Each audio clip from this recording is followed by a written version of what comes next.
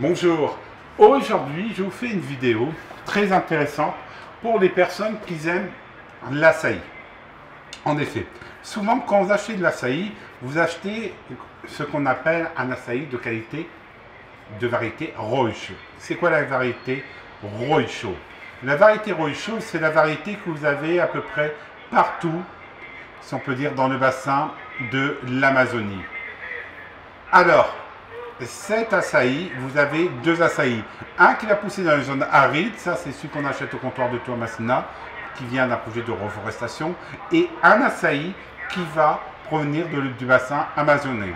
Le bassin amazonien, par exemple, l'açaï qui pousse aux alentours de la rive de l'Amazone, un açaï bio qu'on vous vend en France à 150 € du kilo, par exemple, c'est un açaï qui s'achète au Brésil aux alentours de 35 reais du kilo, voire 50 reais du kilo maximum.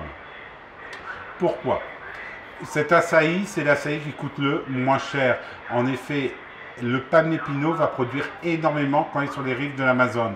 Mais actuellement, qu'est-ce qu'on voit? C'est que des personnes qui vivent proches de l'Amazone vont tout simplement couper la forêt amazonienne pour faire pousser ce palmier. Et là, vous allez changer la biodiversité de la forêt. Et il y a plusieurs exemples sur cela. Alors, le palmier pinot, par contre, c'est un palmier qui s'adapte à peu près partout, notamment dans la reforestation. Car quand vous coupez l'Amazonie, vous avez, comme ici, ça s'appelle le cerrado. C'est un peu la savane africaine, pour faire simple. Dans le Minas Gerais, c'est un climat, un écosystème, si on peut dire, normal. Alors, quand il pousse dans ce climat, il faut savoir qu'il va produire 3 fois moins qu'un palmier pinot qui est dans le bassin amazonien. C'est pour ça que vous avez une différence de prix entre l'açaï du comptoir de Toamasina, qui provient d'un projet de reforestation en Amazonie, et l'açaï qui pousse sur les rives de l'Amazone. Pourquoi nous ne travaillons pas avec l'açaï qui pousse sur les rives de l'Amazone? C'est très simple.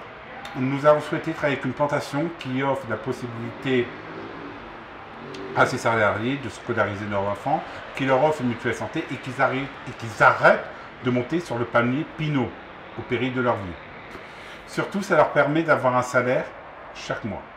Tandis que les personnes qui récoltent l'açaï,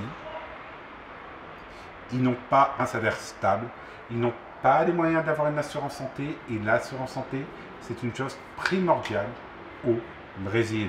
Donc voilà, maintenant vous savez à peu près la différence entre l'açaï qui provient des rives de l'Amazone et l'açaï qui provient du Cerrado et pourquoi il est plus cher.